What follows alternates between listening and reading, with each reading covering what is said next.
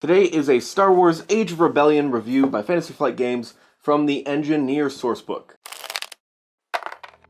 Alright, today we're focusing on the Sapper specialization. Sapper is a specialized trooper. It's a real thing, apparently. Had to Google it. They build things up and they knock them down. They're kind of like the Saboteur, but more of a team party. Buffer isn't an entirely accurate way of saying they build defenses for people, as well as applying debuffs to certain off defenses, other enemies' defenses. We're off to a good start. Yeah, I can words all day. They build things up and they knock things down. So, first of all, let's start with the general explosive stuff. There's a couple towns here that you will recognize from the Saboteur tree from this book. In fact, offensively speaking, they're about as effective as a light range and explosive guy as the Saboteur is. They just don't have the shaping explosion stuff that they did. Was it shaped charged and then getting yourself out of the way of explosions or your teammates out of the way of explosions? Both of those helped you and your teammates avoid friendly fire from your explosions and whatnot, and also other people's explosions. They don't have this. They sacrifice that part for other stuff that they get, but they do have the general offensive stuff for explosive weapons, and in some cases, any type of blast weapon. So they have an easier time getting blast off in certain situations, and an easier time with more damage. They can do some more damage. They have some of the same talents, as well as some new ones, actually. A strong arm, which I know I've talked about before, but Saboteur does not have it, where it increases the range of your when you throw weapons, which of course is also grenades. And you really need it more so than any other tree. I've never been a big fan, like, oh, okay, that's fine, it could come in handy, whatever. Typically it's with your stereotypical soldier trees. But with this one, you really need it because of a talent called Master Demolitionist, where it's possible to increase the radius, essentially, of certain explosive weapons, which is awesome. Ideally, you would also have, like, Shape Charge and other stuff from the Saboteur. Sapper, Saboteur, great combination, but in case you don't yet, in the meantime, Strong Arm is going to help you a lot by just grenading from far away. But even without Strong Arm, this also helps with mines and that sort of thing when you set a mine. Weak Foundation, it's a debuff on a particular fixed structure, as long as the GM okays it.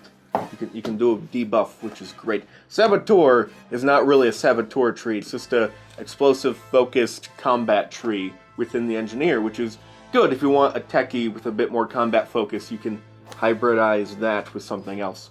But, yeah, misleading title, Saboteur. Anyway, there is another talent, offensive explosive talent. You have a chance of crafting an explosive device, basically. Yeah. Pretty powerful one, actually. Especially the blast on this.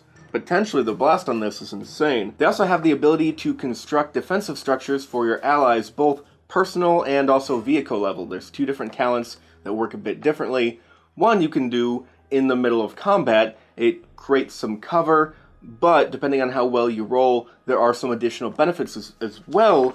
But you have to look in the new talents section, or the description section, which I've said before, I can never say enough times.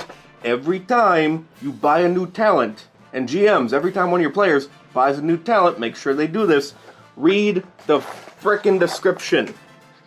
There's no excuse not to know how your talent works. Even if it seems obvious you know how your talent works, like this one, there's nothing contradictory here, it just doesn't seem as useful as maybe you'd like it to be, but then you read it, and oh, yeah, it is more useful. It is objectively more useful than how it's described right in here. It's pretty good. A great opening move. Because you read it and you think, well, it's only going to be useful constructing cover. What if there's already cover? What if we're in a dense jungle or forest or a cantina, there's a firefight? Like, why do I even need to make it? Odds are most of my team is going to be within engaged distance, or at the very, very least, short distance to cover, so they can maneuver into it. With this, however, you can like use your expertise to flip a table and space duct tape some shit together and make a better barricade than if someone just flipped the table. That's another thing. Just because there are things that you could technically be behind, like, I'm not necessarily in cover, really. Like, anyone could shoot my legs right now very easily. You can't see my legs, but anyone could see my legs. You could shoot my legs. This is not cover. I would not count this as cover.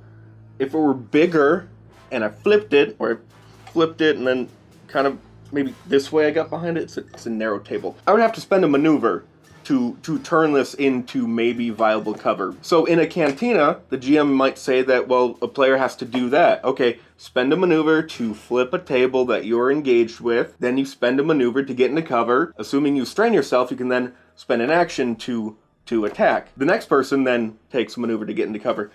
Or you could just have this guy take his action, create cover, better cover, and that will save your team from having to flip a table or whatever in order to make cover and then get into it. It is an action, so that kind of sucks. But you spend one turn, you do this, and then just forget about it. As I said, there's another talent which works pretty much the same way, but there can be some story benefits as well. I think they mention additional narrative benefits. It makes no suggestions to what those narrative benefits might be, but it offers that as an option, and also works basically just in the same way on a larger scale, which covers vehicles and the like.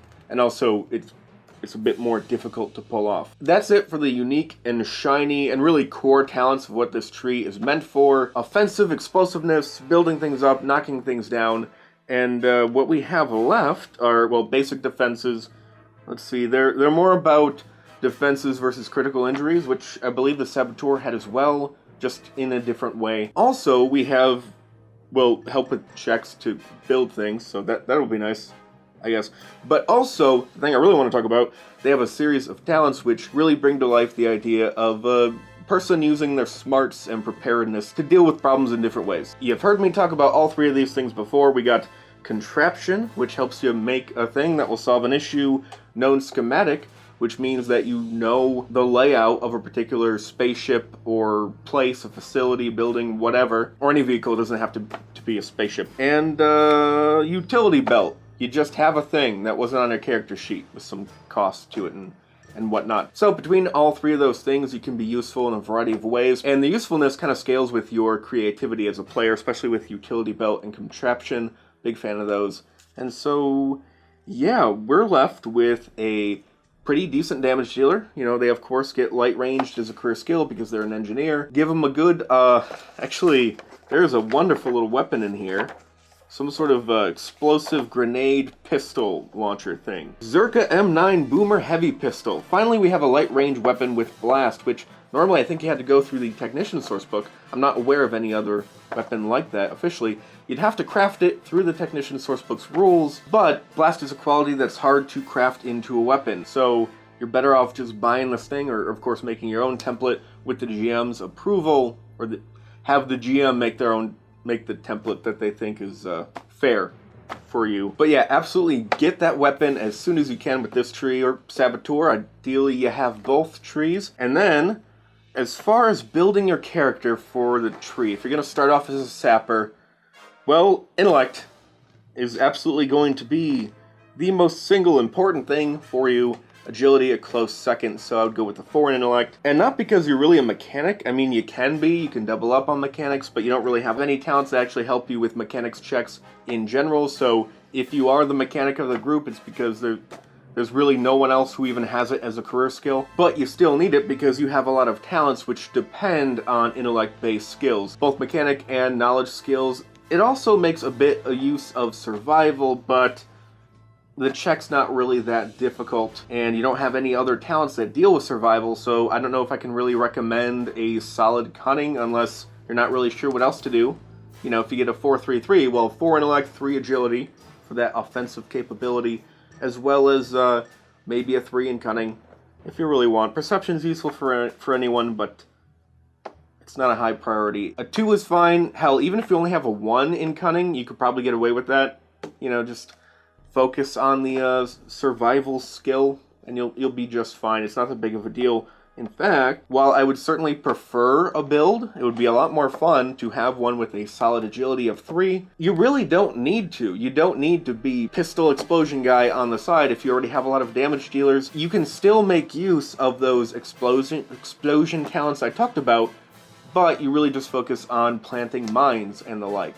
Because mines, use the mechanic skill, which is wonderful. So yeah, if you're not really a gun guy, or if you don't want to be the person, you know, throwing out grenades or being really offensive, you still get to make a lot of use of most of your tree. But yeah, 4 intellect, 3 agility is my recommended characteristic build, and then, you know, whatever else seems useful to your team. I need to spend some more time thinking about it, but honestly, I think this could be one of my favorite trees in the game because of all the different things you can do in all different ways. Damage dealer, build stuff, debuff, produce various items in different ways, allowing for a lot of versatility in your utility. Could be a really solid, fun tree to play, and also it's really great for one of those campaigns where you're like an A-team mercenary squad of highly specialized soldiers or whatever, and you build things up and you knock things down, and you're really great at that. And of course, supplement it with Sapper, or this is Sapper, supplement it with Saboteur.